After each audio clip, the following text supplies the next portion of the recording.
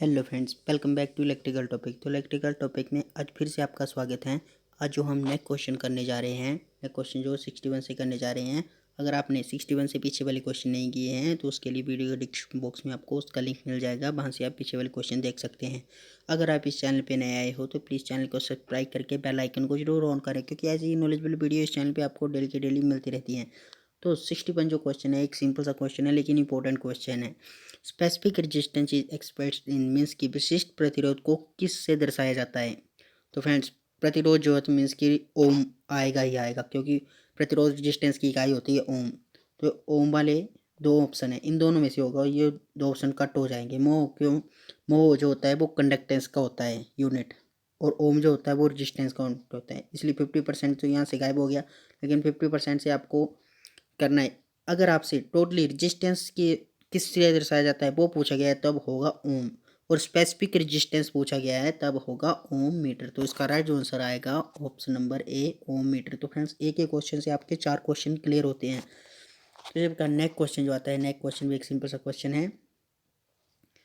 निम्नलिखित में से किससे प्रतिरोध का ऋणात्मक तापमान गुणांक होता है? जो पिछली वीडियो में मैंने बताया था आपको, जो सेमीकंडक्टर या इंसुलेटर होते हैं उनका जो तापमान गुणांक होता है वो ऋणात्मक होता है, और जो धातु में इसके कंडक्टर होते हैं उनको गुणांक जो होता है, तापमान गुणांक जो होता है वो पॉजिटिव यानी कि धनात्मक होता है।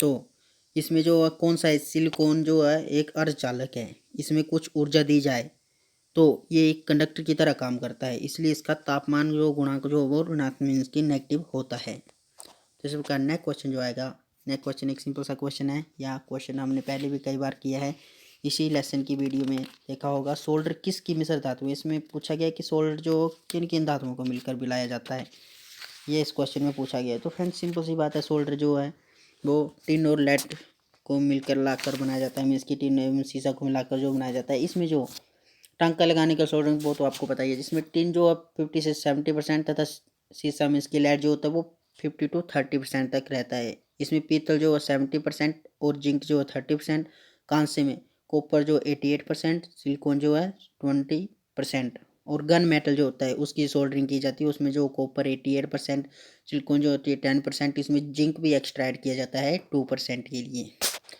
तो इसका राइट जो आंसर आएगा ऑप्शन नंबर बी, टिन एवं लेड। तो 64 क्वेश्चन एक इंपॉर्टेंट क्वेश्चन है।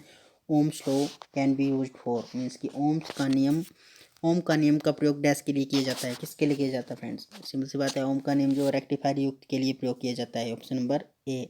ओम के नियम लीनियर परिपथ पर लागू होता है, नॉन लीनियर परिपथ पर ओम का नियम लागू नहीं होता है। लीनियर परिपथ वो होते हैं, जैसे ये कोई मीटर है, अगर एक साइज के हो गए वो हो गए लीनियर परिपथ, और कई मीटरों में ऐसे होता है, स्टार्टिंग में दिखाया बाद में गैप गैप पे दिखाया, जो ये होते हैं नॉन लीनियर। तो ओम्स लॉ जो होता है वो लीनियर परिपथ पर लागू होता है, जैसे ये है, इस पर लागू होगा। तो इसलिए राइट जो आंसर आएगा option number A, rectified device. तो next question very interesting question है, सिंपल सा क्वेश्चन है। दिए गए परिपथ में आई फाइव का मान ज्ञात करना है। आई फाइव ये जो है इसका मान ज्ञात करना है। तो फ्रेंड्स, ये जो होता है वो किरचॉफ लॉ के अनुसार क्वेश्चन होता है। ये किरचॉफ के फर्स्ट लॉ के अनुसार होता है। किरचॉफ का फर्स्ट लॉ जो कहता है कि आने वाला करंट जो होता है वो जाने वाले करंट के बराबर होता है, यानी कि सम ऑफ इनकमिंग करंट और सम ऑफ आउटगोइंग करंट इसके बराबर होता है। तो फ्रेंड्स, सबसे पहले आने वाले करंट देखते हैं। एक 3 हो गया आने वाला करंट, 2 हो गया आने वाला करंट, और 10 हो गया आने वाला करंट। तो 3 + 2 + 10, 10, 12 और 15, टोटल हो गया 15 आने वाला करंट। तो आने वाला करंट जो जाने वाले करंट के बराबर होता है इस नियम के अनुसार। तो जाने वाले करंट में यहाँ पे दिया है 4, इसमें से 4 माइनस हो गया, कितना बचा 1, 11, और ये हो गया I5 की वैल्यू हो गई 11। तो इसी के लिए बराबर होगा 11 + 4 हो गया 15, और 10 2 3 हो गया 15। ये आने वाला करंट है, ये जाने वाला करंट है। तो इसका राइट आंसर आएगा option number B, 11 ampere. Very simple से क्वेश्चन होते हैं, थोड़ा सा सोचना है बस। इस प्रकार नेक्स्ट क्वेश्चन भी सिंपल सा क्वेश्चन है। Which relationship is true for Ohm's law, means कि ओम्स लॉ के लिए कौन सा कथन जो सत्य है? एक सिंपल सा क्वेश्चन है। B is equal to I R, B is equal to I um Ohm's law के लिए बिल्कुल सत्य क्वेश्चन है। इस प्रकार नेक्स्ट क्वेश्चन, आज के क्वेश्चन वेरी सिंपल से क्वेश्चन है। तो चित्र को ध्यान से देखें और सही समीकरण पहचानिए। ये भी किरचॉफ के फर्स्ट लॉ के अनुसार आने वाला करंट इज इक्वल टू जाने वाला करंट। तो आने वाले करंट को आपने एक साइड रखना है, जाने वाले करंट को आपने एक साइड रखना है। जैसे ये कोई जंक्शन पॉइंट है, मान लीजिए इसकी तरफ आ भी रहा है करंट, और जो अंदर की तरफ है एरो वो आ रहा है करंट, और जो बाहर की तरफ है वो जा रहा है करंट। तो इसमें जो है आने वाले करंट I1 भी आने वाला करंट है, I2 भी ये वही आने वाला है, I2 भी आने वाला है, और उसके बाद आने वाला I4 भी आने वाला है। और बाहर जाने की तरफ जो है ये क्या हो गया I3 और I5।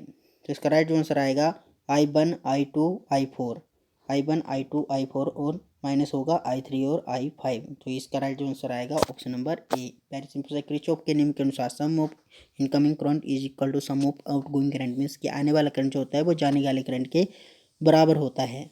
ये जो KCL के अनुसार होता है, किरचॉफ करंट लॉ के फर्स्ट नियम के अनुसार। इसका नेक्स्ट क्वेश्चन जो आएगा, नेक्स्ट क्वेश्चन एक सिंपल सा क्वेश्चन है। When applying solder is to a specific connection the solder is applied, means कि सप्लाइज कनेक्शन को जब सोल्डर किया जाता है तब सोल्डर लगाया जाता है। तो सोल्डर कहाँ लगाया जाता है? तो फ्रेंड्स स्लाइड को कुछ सेकंड तक गर्म करने के पश्चात जब सोल्डर लगाया जाता है, क्योंकि स्लाइड कनेक्शन को जब सोल्डर किया जाता है तब सोल्डर स्लाइड को कुछ सेकंड तक गर्म करने के पश्चात लगाया जाता है। इसका राइट जो आंसर आएगा ऑप्शन नंबर सी। तो फ्रेंड्स वीडियो को जरूर लाइक करें। तो 69 जो क्वेश्चन है, sum of all currents meeting at a point is zero, started law is, एक ही बिंदु पर मिलने वाली सभी धाराओं का योग शून्य है। वर्णित नियम है जो मैंने बताया था, sum of incoming current is equal to sum of outgoing current, वो ही है। एक बिंदु पर मिलने वाली सभी धाराओं का योग शून्य है, नियम वर्णित है। ये किरचॉफ का फर्स्ट लॉ कहता है। तो ये किरचॉफ का फर्स्ट लॉ, इसका राइट जो आंसर आएगा। किरचॉफ के प्रति नियम के अनुसार एक बार फिर से बता देता हूँ, किसी विद्युत परिपथ में किसी संधि पर मिलने वाली धाराओं का बीजीय योग शून्य होता है। अर्थात संधि की ओर, मीन्स की जंक्शन पॉइंट पर आने वाले धारा तथा संधि से दूर जाने वाली धारा का बीजीय योग जो शून्य होता है, मीन्स की sum of incoming current is equal to minus sum of EMF is equal to zero. इसका राइट जो आंसर आएगा ऑप्शन नंबर ए। तो आज का फाइनल जो क्वेश्चन आता है, फाइनल क्वेश्चन एक सिंपल सा क्वेश्चन है।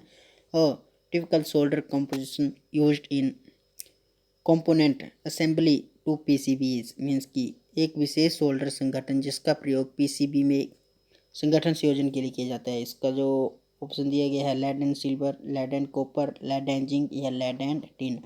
तो फ्रेंड्स इसका जो राइट जो आंसर आएगा option number D, lead and tin. क्योंकि फ्रेंड्स टिन तथा लेड की भूरे रंग वाली ठोस मिश्र धातु होती है जिसका गलनांक, मीन्स की मेल्टिंग पॉइंट जो होता है तो 400 डिग्री सेल्सियस से कम होता है। कभी कभी जो इसका मेल्टिंग कम पॉइंट को कम करने के लिए कुछ अन्य धातु जैसे सिल्वर और बिस्मथ इत्यादि भी इस धातु में मिलाई जाती है थोड़ी सी, ताकि इनका मेल्टिंग पॉइंट जो वो कम हो सके, मीन्स की जल्दी पिघल सके।